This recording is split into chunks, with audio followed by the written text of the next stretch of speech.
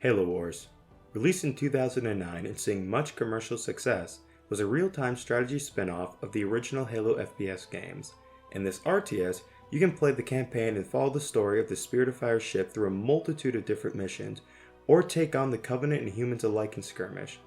Maybe you're just looking to duke it out against or on the same team as your friends. While it was a success and did well enough to earn a sequel, the game came out over a decade ago. So how does Halo Wars hold up in 2022? To start, let's talk graphics. This looks like a game from 2009. That's not saying the graphics are bad at all. The colors of the units and buildings make them pop out and the textures are well detailed. As you research different upgrades, the models of the buildings and units will actually change to include said upgrades. For instance, the Warhog will gain different turrets depending on which turret upgrade you have, and when you upgrade to the heavy supply pad, the building will gain another landing platform. These small changes help to make this game feel so good to play. Visually seeing your army improving helps create a sense of progression through the game, even if that mission or match happens to be short. Your team is victorious. Oh, Yay! there we go! The maps are well detailed, albeit with a little less textures than that of the units and buildings, which is to be expected. Some of the maps, like the map in Campaign Mission 4, are very well detailed with flowers, trees, and buildings reaching to the sky, and fountains and walkways along the streets. Even maps such as Mission 2, where you are mainly confined to snow and mountainscapes, still have a lot of details, including having metal and flaming debris scattered around that help to make the game look better. Halo Wars is certainly a good looking game with a lot of attention to detail, but even with that the graphics are older and can look bland at times. However, the cutscene and the campaign missions look fantastic for 2009. Lots of attention went into making these scenes well detailed, and the animations, while sometimes looking a little strange, are spot on. The two most notable cutscenes are the fight for Harvest in the beginning and the fight with the Arbiter at the end. Even if you haven't played this game, you might have seen these fight scenes on YouTube in music mixes and different lore type videos. So while the visuals are older looking, they still hold up to this day. The sound design for this game was well made, but mainly it gets the job done. There's nice layering between the gunfire making the firefight sound impactful, and there wasn't any point where I couldn't hear what was going on, nor was there a point where something was too loud. Right away. What are we looking at? Right Base away. under attack. Base Right under away. attack.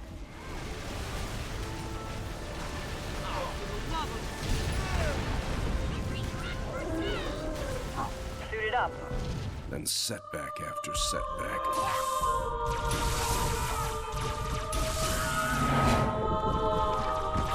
Loss after loss. Made what was going to be a quick and decisive win into 5 years of hell.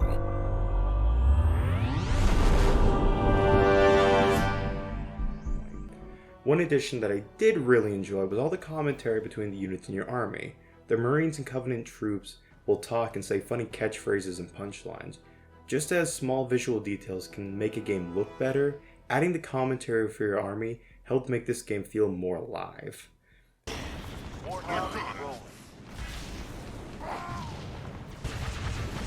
On the way. On the way. Here comes the pain. On the way. Safe move.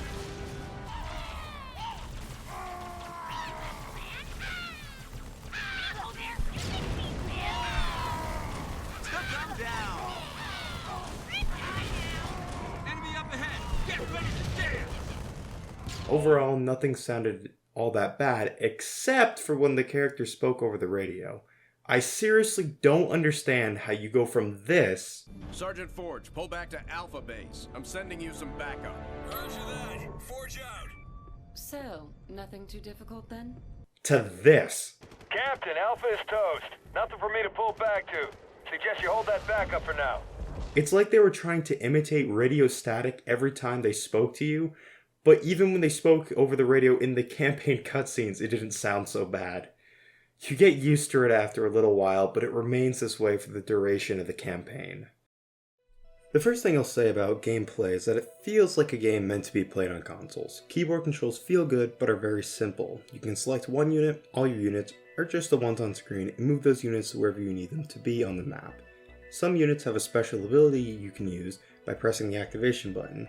These abilities can range from an explosion to locking down the vehicle, to even hijacking enemy vehicles. Some of the most notable ones are that of the Covenant Leader abilities, which we'll get to shortly.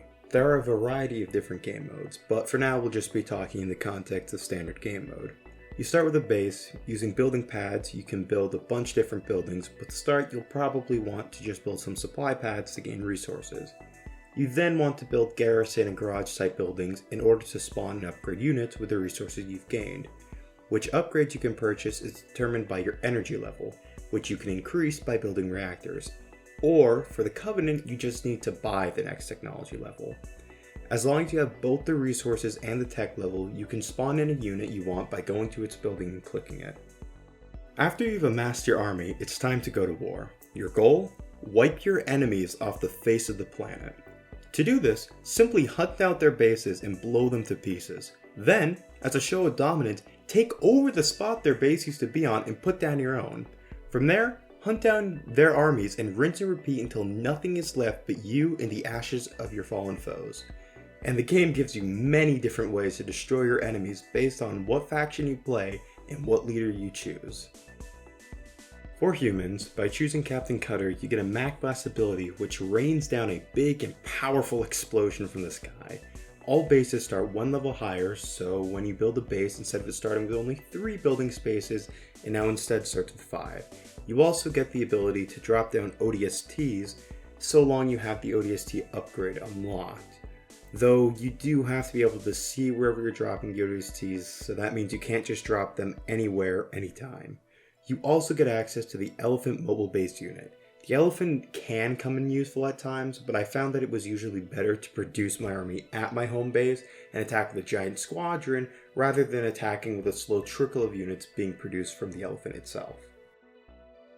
As Forge, get the Carpet Bomb ability, where once you call in your airstrike, a line of explosives will be dropped down to decimate your foes. All supply pads also start as heavy supply pads, and you get access to the Cyclops Building Killer unit. Like the Elephant, I found little use for the Cyclops. It does more than just kill buildings fast, but I always found it to be easier to send in a fast army of Warthogs or Hornets that can destroy bases and buildings quickly before the enemy had time to react. The Cyclopses themselves are pretty slow moving. And as a super unit, you get a Grizzly tank upgrade, which just makes an already strong tank even stronger. Last for the humans is the Professor. As an ability, you get an ice bomb that freezes enemies. All unit upgrades are half price and all research times are halved as well. As for a super unit upgrade, you get the Hawks, and an upgrade for the Hornets. The Hawks I found to be quite powerful, but there's a catch. A swarm of Hornets, no pun intended, is very powerful because even though there is anti-air specific units and most ground troops can attack flying units, the Hornets are very speedy and maneuverable, and they attack with chain guns and rockets. A swarm of Hornets can easily melt bases in enemy armies, especially once you upgrade them. So while the Hawks are very powerful and fun to use, like the Grizzly unit upgrade, they just make an already strong unit even stronger. Now let's talk Covenant. Unlike the human leaders, you get to use your Covenant leaders on the battlefield. Starting with the Arbiter, you gain access to the Suicide Grunt unit. The Grunt Suicider is like the bloated corpse from Total War Warhammer 2. You're paying for a unit that is just going to die. Yes, it can take some other units out in the process, but so could another unit. It can be fun watching them run into a crowd of enemies and paving a way for your elites, but you could also just get another shooting unit that might last longer. The Arbiter himself can activate Rage, an ability that allows you to take control of the Arbiter and attack units, allowing you to heal the Arbiter with every kill and have some damage reflected back at the enemies attacking him. This is a fun mechanic. It's powerful and allows you to actively be participating in the fight rather than just watching it, and it gets stronger the more upgrades you put into it. The Brute Chieftain is up next, and playing as him gives you access to the Brute and Brute Chopper units. If you want to go monkey, you Brute Chieftain. The Brutes stand as strong units like the elites. They're basically monkey elites. Though they do get access to some unique abilities, such as the jetpack allowing them to move faster around the map. The Brute Chopper feels similar to the Warthog. It can ram things, and it shoots things with its cannon, dealing decent damage. But beyond that, they're pretty much just Covenant ghosts for the brutes. For an ability, the Brute Chieftain summons a ball of energy that you can control. The energy ball deals lots of damage and picks up pieces of debris so that when you finish using it, it explodes, sending the debris flying, dealing massive damage to all surrounding units and buildings. Last for the Covenant is the Prophet of Regret. You gain access to the Elite Honor Guard, a strong unit but slightly boring to use. Unlike the Flying Monkeys or the Exploding Dwarves, the Elite Honor Guard are stronger and tougher elites that only attack with melee. But that's all. The Prophet himself can use the power known as The ability summons a giant laser beam from the sky to roast and toast all those in your path. A strong ability, but the laser needs to be directly on top of whatever you're attacking in order to deal damage. And when on upgrade, the laser can take a long time to kill. The Prophet also gets access to his floating mobility scooter, which when upgraded can shoot, has a shield, and has sentinels to guard it. Your game will dramatically change depending on which faction you choose to play. The humans feel like a slow build-up before they feel like the game-ending sucker punch. Your early game may be filled with lots of capturing rebel bases so that you can build an absurd amount of supply pads. Once your resources are flowing like the blood of your soon-to-be fallen Covenant foes, you can start amassing many technologies. Using unupgraded UNSC units is like trying to slap the Covenant with a stick of wet spaghetti. Sure, your opponent might be surprised you attack them, but the damage dealt is just emotional. There are many different ways to go about turning your limp spaghetti soldiers into strong pasta noodles.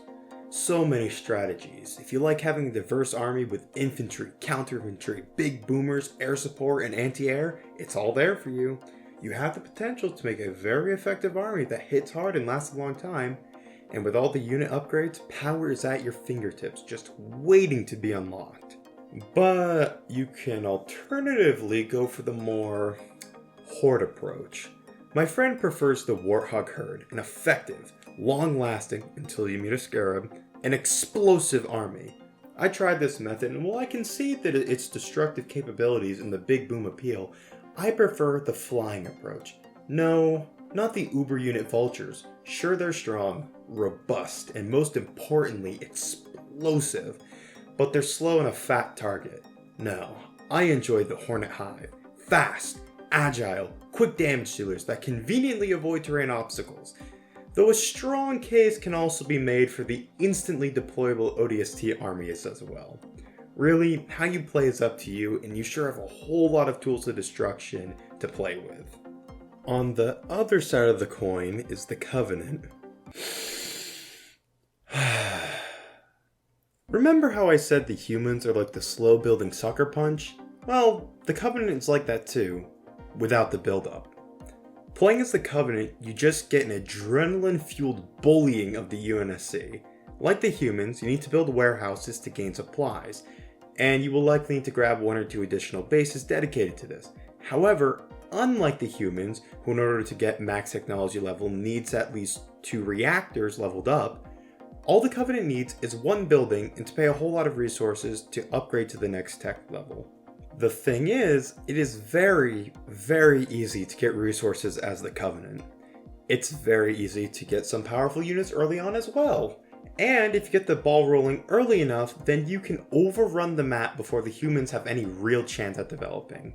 So while it's very easy to become powerful, and the Covenant is a very fun faction to play, if you don't give the UNSC some time to develop, especially on lower difficulties, the game can be over very quickly. Like the UNSC, there are many different builds you can go for. Want an army that self-destructs? Play as the Arbiter and use suicide grunts. Want to go full monkey? Play as the Brute Chieftain and unleash your guerrillas upon those seeking to advance. Want to have a giant walking tank that has a laser beam and a turret? Build a Scarab! Hell, build 2 Scarabs, you've got the room. So while the Covenant are a bit stronger than the humans, both are equally viable factions to play, and it's really up to you which one you prefer to control. Test, experiment, and find which one works for you. The campaign in Halo Wars ended up being a lot more fun than what I expected. The first 2 missions are your normal tutorial stuff to teach you how to play the game, but the rest of the missions are a mix of great ideas and genuinely fun gameplay mechanics that keep the missions new, fun, and engaging. I don't want to spoil too much about the campaign, and I encourage you to go play it for yourself, so I'm just going to go over 3 of my favorite missions and one mission that left me a bit confused. So let's start with Mission 3. Mission 3 is where I realized that this campaign is going to be a bit more than just capturing enemy bases. A group of expendables and 2 non-expendables of great importance are cornered by Covenant troops, so the UNSC sends in 2 grizzly tanks to get them out. You take control of the tanks and just blast a path through the Covenant to the group. Rescue them and blast a path back the way you came and get the group on an extraction ship. This is high action and explosive, and while the whole mission is just using your tanks to decimate Covenant troops, it's still very fun. In Mission 7, the Covenant have an incomplete scarab, and you'll need to destroy this monstrously tanky foe. And while there is no time limit, there is a wall protecting you from the laser, and if you don't destroy the scarab before the wall breaks, it will kill your base and you'll fail the mission. Luckily, you can slow it down. Scattered around the map are generators. By destroying them, you can harm the scarab by either slowing its turn speed or slowing its damaging beam of death. It's at this mission where I employed strategy excessive warhog. I died because of how long it took building all these moving laser cannons. Luckily, the second time around I began working immediately, and in time my army grew so large I had to lock the rest of them in the base so that they didn't get blasted after they could no longer all fit behind the wall. But eventually my army was complete. During the last blasting of the scarab, a few sacrifices had to be made to keep the base from falling, but in the end, we had victory. Mission 11. This is a fun mission. The Flood have covered the hull of the ship like an infectious zit, and it's our goal as Spartan Pimple Popper to pop them and wait for the Holy Light Wall to burn them. Just be sure to kill the Flood zits around the same time the Holy Light Wall is cleansing the ship, otherwise they may just regenerate and become immune to the Holy Light Wall's effects. It was also within this mission that I began to notice the power air vehicles have in the UNSC roster. Once upgraded, Hornets make for a devastating army when you have a lot of them. After all, there's no better way to use a Hornet than as a swarm. Mission 8. Here we're introduced to the Flood. While this mission is simple, kill the Flood and rescue the elephants, it introduces the Flood as an enemy as well. The Flood are a completely fleshed out faction, no pun intended, and they're around for the rest of the campaign. I do wish that you could play as the Flood in skirmish and multiplayer. They have a full roster of units and could have some interesting mechanics. Who knows, maybe they were intended to be in the game's multiplayer but were scrapped along the way. And it's sad too, this game really could have benefited from having a true Horde faction in the multiplayer. After all, some of my favorite ways to play are by using a giant horde of the same unit. All in all, Halo Wars makes for a fun RTS, albeit a little bit old. The campaign is fun with creatively structured missions, and the skirmish against the AI can be slightly unbalanced at times, but will still be able to provide you with a good challenge or just a power-fueled domination of your enemies. And playing with friends can lead to some creative and memorable experiences. There are better RTS style games out there, and if you're looking for a game with extreme tactical thinking and lots of strategies, yeah, you may want to find another game.